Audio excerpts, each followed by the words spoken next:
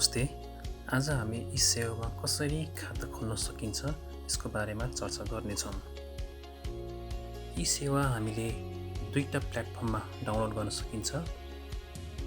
एउटा हो एन्ड्रोइड र अर्को iOS। एन्ड्रोइडमा हो भने हामीले प्ले स्टोरबाट डाउनलोड गर्नुपर्छ। त्यसै गरी iOS हो भने हामीले एप स्टोरबाट डाउनलोड गर्नुपर्ने हुन्छ। आज हामी एन्ड्रोइडमा तपाईहरुलाई इसेवा डाउनलोड गर्न सिकाउनेछौँ। त्यसको लागि हामीले प्ले स्टोरमा क्लिक गर्नुपर्ने हुन्छ र हामीले प्ले स्टोरको स्क्रिन यस प्रकारको देख्नेछौँ। त्यसपछि हामीले इसेवा सर्च गर्नका लागि यो माथि रहेको सर्च फर एप एन्ड गेम्समा क्लिक गर्नुपर्ने हुन्छ। हामीले क्लिक गरिसकेपछि इसेवा भनेर लेख्नुपर्ने हुन्छ। इसेवा लेख्ने बित्तिकै हामीले तल इसेवा मोबाइल वालेट भनेर एउटा अप्सन देख्छौँ। हामीले त्यसमा क्लिक गरिसकेपछि इसेवाको होम स्क्रिन खुल्छ। खुलिसकेपछि हामीले हरियो बटनमा इन्स्टल भन्ने अप्सन पनि देख्छौँ। त्यसलाई क्लिक गर्नुपर्ने हुन्छ। इसेवा एप इन्स्टल भइसकेपछि हाम्रो यस्तो स्क्रिन आउँछ। त्यसपछि हामीले ओपनमा क्लिक गर्नुपर्ने हुन्छ।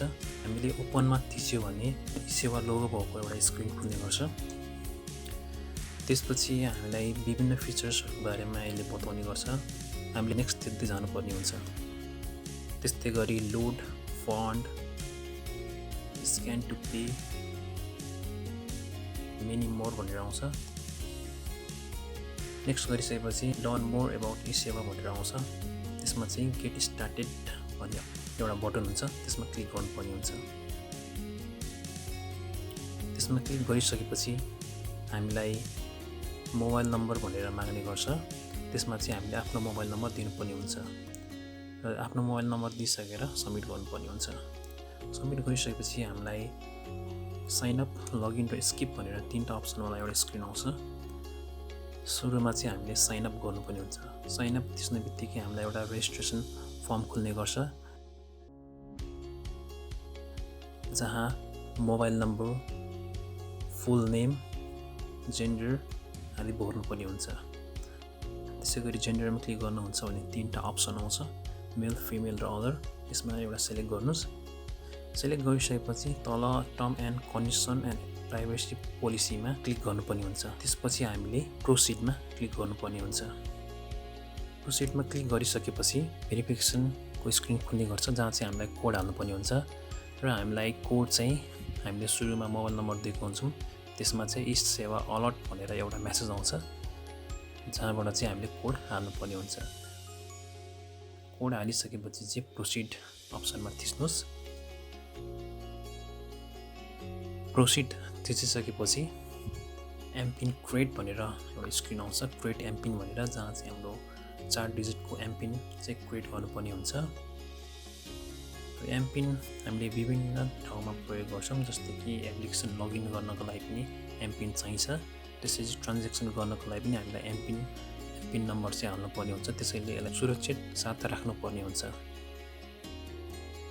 यदि तपाईँको मोबाइलहरूमा फिङ्गरप्रिन्ट स्क्यानर छ भने चाहिँ फिङ्गरप्रिन्ट एक्सेस भनेर एउटा अप्सन आउँछ जसमा हामीले चाहिँ इनेबल गर्न सक्छौँ। यो गरिसकेपछि हाम्रो एउटा इसेवाको होम स्क्रिन आउने गर्छौँ जुन यस प्रकार रहेको छ। केवाइसी अपडेट गर्नुको धेरै फाइदाहरू छन्। जस्तै कि हामीले ट्रान्ज्याक्सन लिमिट त्यसमा हुँदैन, अर्थात् हामीले 5,000 भन्दा माथि पनि ट्रान्ज्याक्सन अथवा मोबाइलमा हाल्न सक्छौँ। त्यसै गरी हामीले विभिन्न अफरहरूमा पनि पार्टिसिपेट गर्न सकिन्छ। तर धेरै अफरहरूमा पनि हामीले पार्टिसिपेट गर्न सक्छौँ। अब केवाइसी अपडेट गर्नको लागि चाहिँ हामीलाई सुरुमा पर्सनल डिटेल हाल्नुपर्ने हुन्छ। पर्सनल डिटेलमा हामीले फुल नेम, त्यसै गरी जेन्डर, त्यसै गरी date of birth, father's mother's name, spouse name चाहिँ अप्सनल रहेको छ, ग्रान्डफादर नेम, ल्यान्डलाइन नम्बर। त्यसै गरी हामीले पर्मानेन्ट एड्रेसहरू पनि हाल्नुपर्ने हुन्छ, करेन्ट एड्रेस पनि हाल्नुपर्ने हुन्छ। यो सबै फर्महरू भइसकेपछि हामीले सबमिट गर्नुहोस्। सबमिट गरिसकेपछि हामीलाई डकुमेन्ट डिटेल पनि माग्ने गर्दछ। डकुमेन्ट डिटेलमा चाहिँ पासपोर्टको फोटो हाल्नुपर्ने हुन्छ।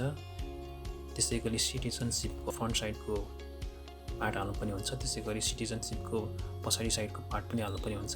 यो सबै डकुमेन्टहरू चाहिँ हामीले जेपिजीमा हाल्नुपर्ने हुन्छ। त्यसपछि हामीले सब्मिट गर्नुपर्ने हुन्छ। सब्मिट गरिसकेपछि ई सेवाले भेरिफिकेसनको लागि चाहिँ प्रोसेस गर्दछ। भेरिफिकेसन भइसकेपछि ई सेवाले हामीलाई एउटा नोटिफिकेसन पठाउँछ, एकाउन्ट चाहिँ भेरिफाइड भयो भनेर एउटा मेसेज पठाउने गर्दछ। यसरी हामीले सजिलै ई सेवामा खाता खोल्न सकिन्छ र केवाइसी अपडेट पनि गर्न सकिन्छ। तपाईँलाई हाम्रो भिडियो कस्तो लागिरहेछ? हाम्रो भिडियो राम्रो लागे लाइक र सेयर पनि गर्नुहोला। त्यसै गरी हाम्रो च्यानललाई पनि सब्सक्राइब गर्न नबिर्सिनुहोला। आजको लागि यति नै। हामी अर्को भिडियो लिएर पक्कै पनि आउनेछौँ। आजलाई बिदा दिनुहोस्। हस्त नमस्ते।